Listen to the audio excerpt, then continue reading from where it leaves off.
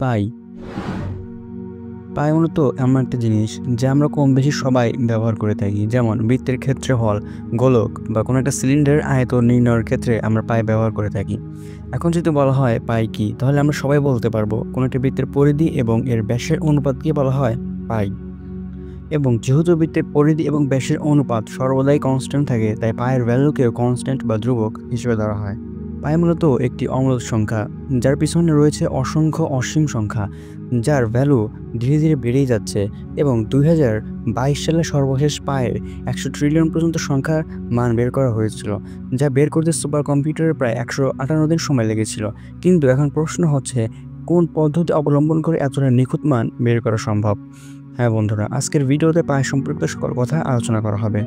আপনারা দেখছেন story telling. ভিডিওটি ভালো লাগলে অবশ্যই চ্যানেলকে সাবস্ক্রাইব করে পাশে থাকবেন। পায়ের ক্ষেত্রে আপনি কখনোই সম্পূর্ণ মান বের করতে পারবেন না, কেননা এর মান বের করতে হলে আপনাকে বৃত্তের পরিধি এবং ব্যাস পরিমাপ করতে হবে। আর একটি স্কেলের মাধ্যমে আপনি এটি যতই ভালোভাবে মাপুন না কেন, তা একটু ইরর দেখাবেই। ব্যাবিলনিয়ানরা যে পাই আবিষ্কার করেছিলেন তার নির্দিষ্ট ভ্যালু ছিল 25/8। আবার ইজিপশিয়ানরা যে পাই আবিষ্কার করেছিলেন তাদের নির্ণীয় পায়ের ভ্যালু ছিল 256/81। আবার ভারতীয় শতপথ ব্রাহ্মণে আবিষ্কার করা পায়ের ভ্যালু ছিল 339/108। এভাবেই বিভিন্ন সংখ্যার অনুপাত ব্যবহার করা ছিল। পাই যেহেতু একটা ফান্ডামেন্টাল সংখ্যা, তাই বিভিন্ন বিজ্ঞানীরা এর প্রত্যেকটা ভ্যালু বের করার চেষ্টা করেছিলেন। যেক্ষেত্রে বিজ্ঞানী আর্কিমিডিক্সের অবদান অপরিসীম, তার কথা উল্লেখ করতেই হবে, কেননা তিনি সর্বপ্রথম ম্যাথমেটিক্স অর্থাৎ জ্যামিতিক পদ্ধতিতে পায়ের ভ্যালু নির্ণয় করা ট্রাই করেছিলেন। তিনি এক্ষেত্রে একটি বহুভুজকে কল্পনা করেন এবং তিনি এটি বের করেন যে একটি সুষম বহুভুজের বাহুর সংখ্যা যত বৃদ্ধি করা হবে, এটি দেখতে প্রায় একটি বৃত্তর মতো হবে। মূলত এই বিষয়টিকে বিজ্ঞানী আর্কিমিডিক্স কাজে লাগান এবং তিনি একটি বৃত্তের বাইরে এবং একটি বৃত্তের ভিতরে দুটি সুষম বহুভুজ নেন এবং সেই সুষম বহুভুজের পরিধি এবং ব্যাসের অনুপাত বের করার ট্রাই করেন। এই ক্ষেত্রে প্রশ্ন আসতে পারে, ব্যাস কীভাবে নেওয়া হলো? তিনি দুটি বহুভুজের মধ্যে একটিকে দুটি কর্ণ এবং অপরটিকে দুটি বাহুর মধ্যবর্তী দূরত্বকে ব্যাস হিসেবে কল্পনা করেন এবং একটিকে যদি ধরা হয় ভ্যালু 1, তবে এক্ষেত্রে পরিধি হবে 6 এবং ব্যাস হবে 2 এবং পরিধি এবং ব্যাসের অনুপাত হবে 3। এইবার যেহেতু ভিতরের সর্বষ্টি থেকে বৃত্তটি বড়, তাই সেক্ষেত্রে পায়ের ভ্যালু অবশ্যই 3 থেকে বড় হবে। একই বিষয় খেয়াল করা যায় বাইরের সর্বোচ্চের ক্ষেত্রে, এবং তার প্রত্যেকটা বাহুর দৈর্ঘ্য হবে 2/√3।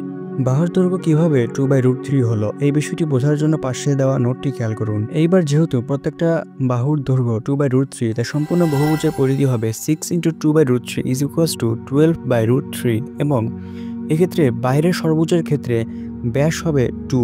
সুতরাং ব্যাস এবং পরিধি এর অনুপাত হবে 12/√3 = 3.46410161। এইবার একটি বিষয় খেয়াল করুন, এইভাবে পায়ের ভ্যালু নির্ণয় করার ক্ষেত্রে যেহেতু কোনো পরিমাপ করা হয়নি বা মাপজোক নেওয়া হয়নি, তাই পায়ের ভ্যালু কোনো ভুল নেই। কিন্তু একটি সমস্যা আছে, তা হচ্ছে পায়ের নির্দিষ্ট কোনো ভ্যালু পাওয়া যায়নি, শুধু একটা নির্দিষ্ট সীমা পাওয়া গেছে, তা হচ্ছে 3 থেকে বড় এবং 3.46410161 থেকে ছোট।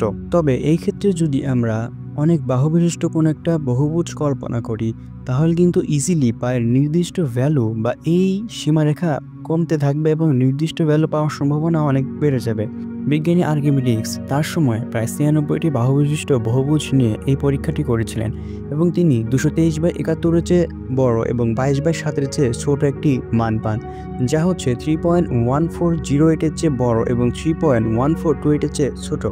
বিজ্ঞানী আর্কিমিডিক্স এই পদ্ধতিতে দশমিকের পরে মাত্র 2টি সংখ্যা বের করতে সক্ষম হন। সেই সময় কিন্তু 96টি বাহু বিশিষ্ট বহুভুজ নিয়ে বিভিন্ন পরীক্ষা নিরীক্ষা করা সহজ বিষয় ছিল না। সেক্ষেত্রে আমাদের মতো দশমিক কোনো সংখ্যাও ছিল না, যার কারণে এই পরীক্ষাটি করা ছিল অনেক বেশি কঠিন। এছাড়াও পরবর্তী 2000 বছর পর্যন্ত বিজ্ঞানী আর্কিমিডিক্সের দেখানো পথ অনুসারে বিজ্ঞানীরা এই পায়ের ভ্যালু নির্ণয় করার চেষ্টা করেন।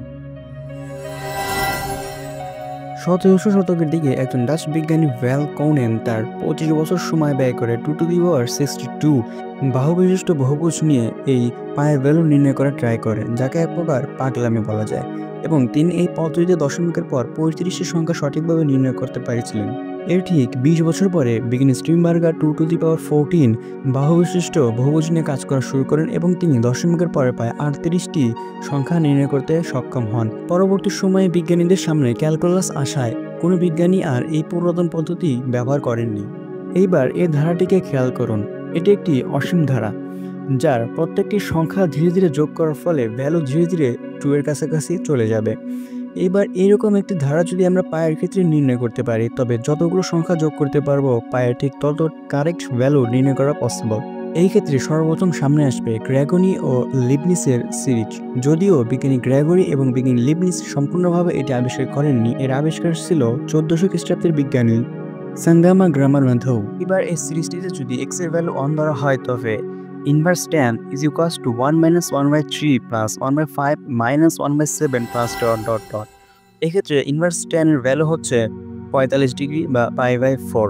সেক্ষেত্রে আমরা লিখতে পারি π/4 is equals to 1 minus 1/3 plus 1/5 minus 1/7। সেক্ষেত্রে আমরা লিখতে পারি pi is equals to 4 minus 4/3 plus 4/5 minus 4/7।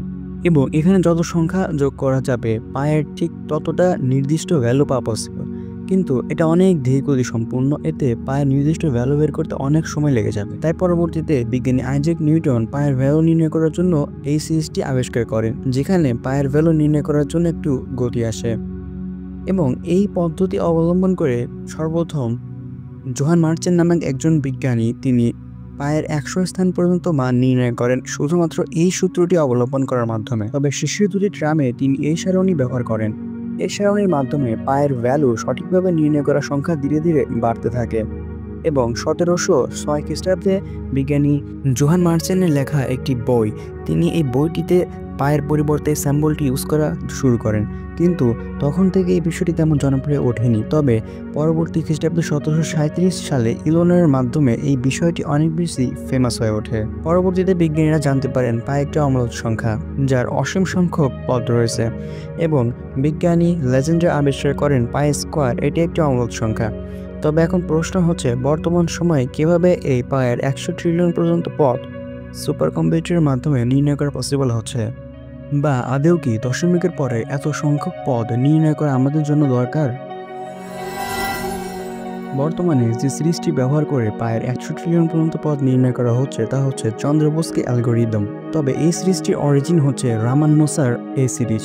এই সিরিজে একটি পদ যোগ করলে দশমিকের পরে প্রায় 14টি পদ নির্ণয় করা পসিবল, যার ফলে দশমিকের পরে পদ সংখ্যা নির্ণয় করতে বেশি ঝামেলা হয় না। তবে পরবর্তীতে চন্দ্রবোস্কি সিরিজের মাধ্যমে অনেক দ্রুত এই কাজটি করা পসিবল, এবং 2022 সালে এই চন্দ্রবোস্কি সিরিজ ব্যবহার করে সুপার কম্পিউটার 158 দিনে 515 টেরাবাইট স্টোরেজ নিয়ে পরবর্তীতে পায়ে 100 ট্রিলিয়ন পর্যন্ত পদ নির্ণয় করেন। কিন্তু এখন প্রশ্ন হচ্ছে আদৌ কি এত সংখ্যক পদ আমাদের জন্য প্রয়োজন? উত্তর হচ্ছে না। আমরা যদি দশমিকের পরে মাত্র 40টি ঘর ইউজ করি, তবে সেক্ষেত্রে ইরর হবে অনেক সূক্ষ্ম। যেমন একটি উপমার মাধ্যমে এই বিষয়টি বোঝা যাক। আমরা যে মিল্কিওয়েতে বসবাস করি সেটি হবে একটা প্রোটনের সমান। এর যদি আমরা পরিধি নির্ণয় করি তাহলে বুঝুন এটি কতটা ইরর। তবে পায়ের ক্ষেত্রে এর পরবর্তীতে 5 থেকে 6টি ঘর ইউজ করলে আমরা ইউজফুল একটি প্র্যাকটিক্যাল মান পাবো। কিন্তু প্রশ্ন হচ্ছে যেহেতু 5 থেকে 6টি ঘর ইউজ করলে প্র্যাকটিক্যাল একটা ভ্যালু পাওয়া যায়, তবে মানুষ কেন এত ঘর ব্যবহার করছে? কেনই বা পায়ের পরবর্তীতে এত সংখ্যা বের করা হচ্ছে? আসলে এই কাজটা করা হয় কম্পিউটারের সক্ষমতা যাচাই করার জন্য। দেখা হয় কোনো একটা কম্পিউটার কত দ্রুত পায়ের ভ্যালু নির্ণয় করতে সক্ষম হয় এবং কত দ্রুত কত পর্যন্ত পায়ের ভ্যালু নির্ণয় করতে পারে। এইবার আমি চিনি একটা ফ্যাক্ট বলা যাক। প্রতি বছর 14ই মার্চকে পায়ে দিবস হিসেবে পালন করা হয়ে থাকে। এক্ষেত্রে 3 থেকে আসছে মার্চ এবং 14 থেকে আসছে 14 তারিখ। এই বিষয়টি 1988 খ্রিস্টাব্দে সর্বপ্রথম পালন করা হয়েছিল। সেই সাথে আরও একটি অ্যামেজিং ফ্যাক্ট জেনে রাখুন। এই মার্চ মাসের 14 তারিখে বিজ্ঞানী আইজ্যাক নিউটন জন্মগ্রহণ করেন এবং বিজ্ঞানী স্টিফেন হকিং মৃত্যুবরণ করেন।